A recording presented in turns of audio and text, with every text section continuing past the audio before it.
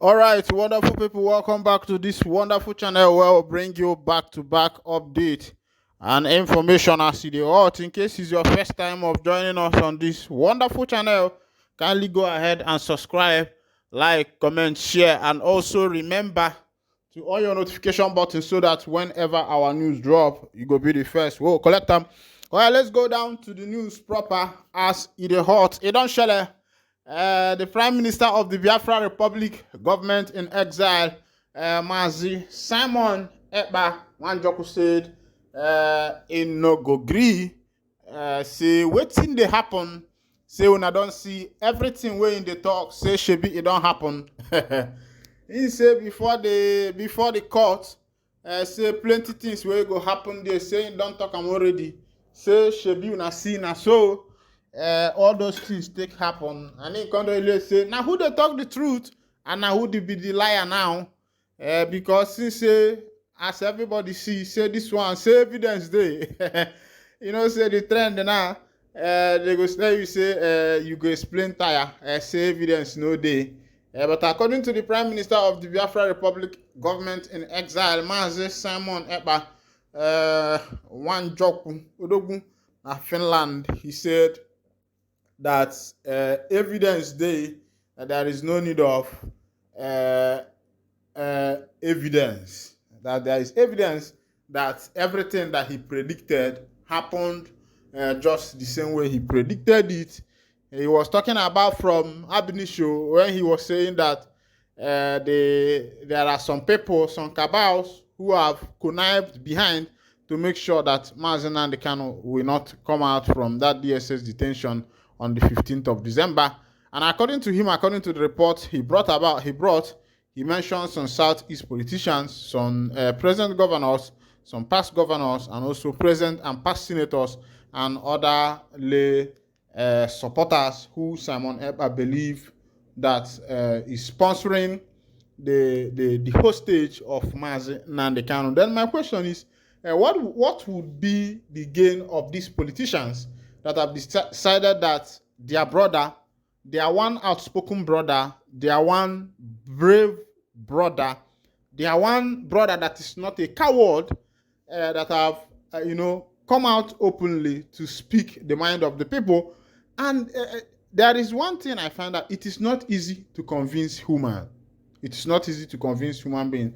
So whether by the power of oratory and whether by any means, Mazi Nnamdi Kanu was able to convince the southeastern part of Nigeria, as the Ndibos, the South, and the Bakassi Peninsulans, and the rest of them who groundedly believe that the actualization of Biafra, which was left since 1970, because the civil war that took the life of many people through the blockage of food supply in the southeastern part of Nigeria and the Biafra land, to be precise, took the life of millions of people, both children, adults, and even nursing mothers and the rest of them, because there was no food supply and many people died due to kwashiorkor, what is called kwashiorkor, lack of food, lack of protein, lack of nutrient.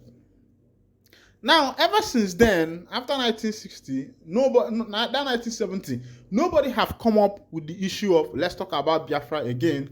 Ojukwu went back, many people went back. He even gave his advice. I don't want to be the one telling you Ojukwu's advice, but if you remember what he said. Now, after that, people like Ralph Owazurike came up. Around the mid-2000s, 1990 something to 2000. He trended both in Onitsha, Aba, and the rest of the places before he was apprehended by the federal government, put into prison. And when he came out, he forget everything that concerns Biafra. Before Mazi Nnamdi Kanu took it up and started working on it, and then many people did not believe. I remember when what is his name, Owazurike was doing the Masop stuff. People believe that maybe street something is just thuggery, is for touts, it's for something like that. It was something like that, even though many people did not fully believe in that stuff. But when Mazi Nnamdi Kanu came about, started doing what is called exposition.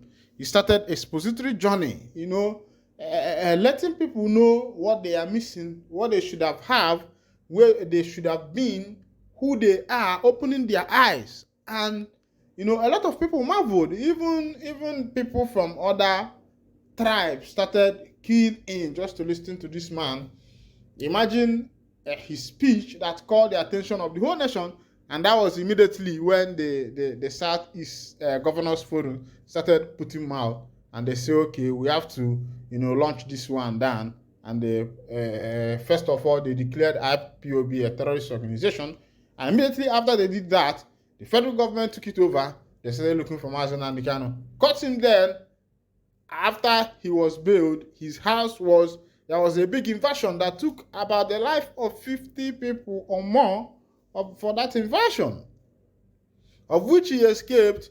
Nobody knows his whereabouts, whether he went to Israel, whether some people said he went to Israel, some people said he went to London, let alone he appeared in London, and from there he was invited back to Kenya again, where he was extraordinary rendition by the NIG federal government, and he was brought back to Nigeria.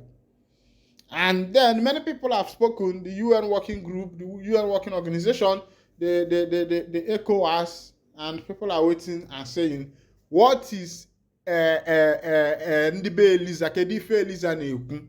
Eliza is dead. What is Eliza saying about MNK? No, think about it. What is Eliza saying about MNK? This is their citizen. And this is the people who you colonize, and you see what is happening. You colonize them. You see things are happening. Now, the one that is the most painful, that if you look at it in another way and look at the present government, just use your tongue and count your teeth. What is happening in this present government, whereby this chaos have been going on Kamwe. And the federal government have not said, what are we going to do to the people of the Southeast to sort out the issue that is going there?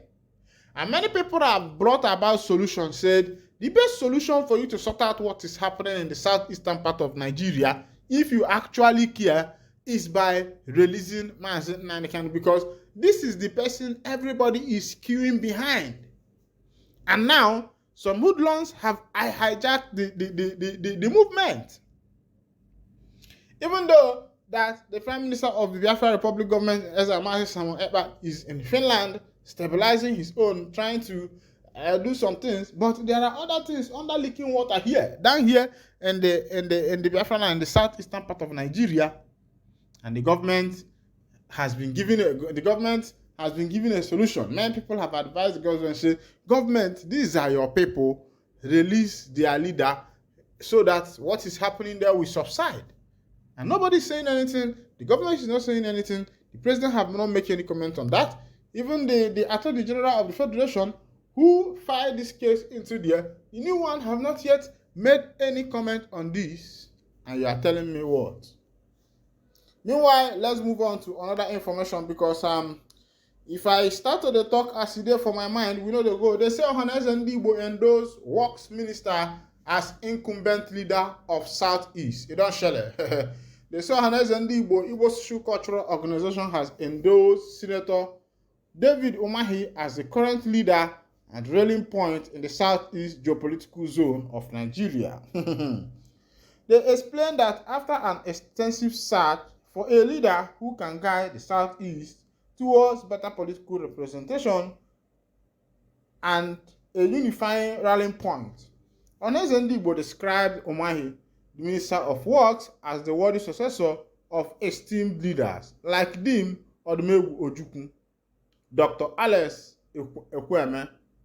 The group, in a press statement issued by Mazi Okechukwu Isiguzo, Secretary General Ohanaeze Ndigbo, explained that the absence of influential figures such as Ojukwu, Dr. Michael Okpara, Dr. Sam Mbakwe, Dr. Alex Ekwueme, Pa Mba Zulike Amechi, Dr. Chukwuemeka Ezife had left a void in the Southeast, creating a need for a strong leader who possesses a deep understanding of Igbo interests and values. Senator Engineer David Nwenze Umahi is undeniably the perfect peg in a round hole, serving as a driving force and one of the strongest pillars of the renowned Hope agenda of the federal government. As a detribalized Nigerian administrator, Senator Umahi has demonstrated remarkable leadership by ensuring the equitable distribution of road construction projects in all 6 geopolitical zones, employing innovative cement and concrete technologies. Honest Ndigbo expresses external gratitude to President Tinubu for giving Nigeria the privilege of having Senator Umahi as a representative. We applaud Senator Umahi for consistently living up to expectations despite facing sabotage and challenges in the line of duty. Also, Taylor, this one is coming from the Honest Ndigbo to Senator Dave Umahi. They don't applaud him. I say, Senator Dave Umahi, una no piao. Say una brother dey for prison, he dey for DSS custody. They say they go carry and go Kuje. They say una no dey do anything, They say na somebody brother, they say una they bring up the country together. I say okay, na the people where their brother they if na Yoruba man they for don't bring am by koi, but una still dey fight una self. Why you no be say Ndi Igbo the only solution be say we don't say brother and brother they fight, but make una know they carry una pants they bring them for market. Now only Ndi Igbo be the tribe where they carry their pants, go they bring them for market. They carry their drawers, go they carry and go market. You know good like that. Other tribes know they wash their drawers for market at all. They settle their beef for underground. Still come out, bring out one person as they be.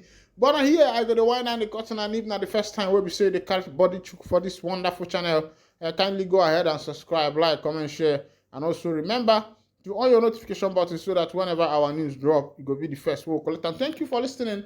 God bless you.